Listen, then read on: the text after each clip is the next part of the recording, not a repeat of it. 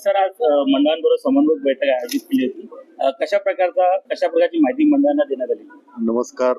आज उल्हासनगर 2 मध्ये उल्हासनगर महानगरपालिका आणि पोलीस विभागातर्फे यांच्या संयुक्त विद्यमाने आपण इथे शांतता कमिटी तसेच गणेश मंडळाचे पदाधिकारी यांची समन्वय बैठक आयोजित केली होती. त्यामध्ये माननीय मॅडम आणि आम्ही जे सर्वोच्च न्यायालय आणि उच्च न्यायालयाच्या ज्या सूचना होत्या आणि आपला गणेश उत्सव जो आहे तो पर्यावरण पूरक आणि ध्वनी प्रदूषण विरहित कसा होईल या अनुषंगाने मुख्यतः त्यांना सूचना देण्यात आलेल्या होत्या. यामध्ये आपण डीजे वापर यावरची जी बंदी आहे त्याविषयी सांगण्यात आलेलं आहे.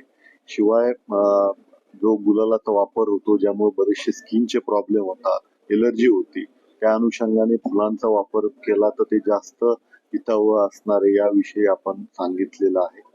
तसेच आपण जे मगाशी आपण प्रश्न विचारला, जो मंडपाचा प्रश्न होता त्यात क्लिअर कट आपण सांगितलेलं आहे की 25% पेक्षा जास्त जे मंडप आहे ते रोडला जास्त असू नये. या अनुषंगाने ज्यावेळेस ते ऍप्लिकेशन करतात, एक खिडकी योजना महानगरपालिकेतर्फे राबवण्यात येते. त्यांच्या ऍप मार्फत ही परमिशन दिली जाते. ज्यावेळेस आमच्याकडे ते ऑनलाईन ऍप्लिकेशन येतं त्यामध्ये आमचे जे गोपनीयता कर्मचारी असतात, PSI असतात, ते जाऊन जागावरती पाहणी करोसीच्या स्वरूपात सबमिट केल्यानंतर मंडप परमिशन मिळत असते. आणि तीच जी पद्धत आहे ती ह्या वर्षी पण आम्ही राबवणार आहोत. त्यातले जवळपास आता 82 मंडळांचे ऍप्लिकेशन जे आहेत ते आम्हाला प्राप्त झालेले आहेत. आता सध्या स्थळ पाहणी सुरू आहे. सर, मागच्या वर्षी ज्या मंडळांनी कायद्याचं पालन केलं नाही त्याविषयी ज्या गुन्हा दाखल असेल किंवा MPCB ला प्रस्ताव गेला असेल त्याचा निश्चितच आम्ही विचार करणार आहोत.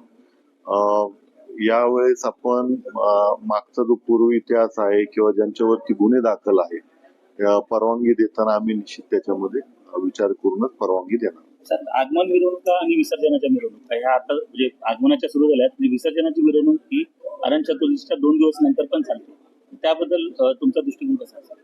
त्यामध्ये मिरवणुकीच्या ज्या परवानग्या असतात त्या पोलीस स्टेशन स्तरावरती आपण देत असतो. आपल्याकडे 10व्या आणि 11व्या दिवशी मिरवणुका असतात. त्याची रीतसर परवानगी त्यांनी घेतली असेल तर निश्चितच त्यांना आपण कुठली आडकाठी करणार नाही. परंतु विना परवाना जर मिरवणूक काढली तर निश्चितच आम्ही गुन्हे दाखल करणार. पण ते मिरवणूक निघूच नाही म्हणून काय केलं?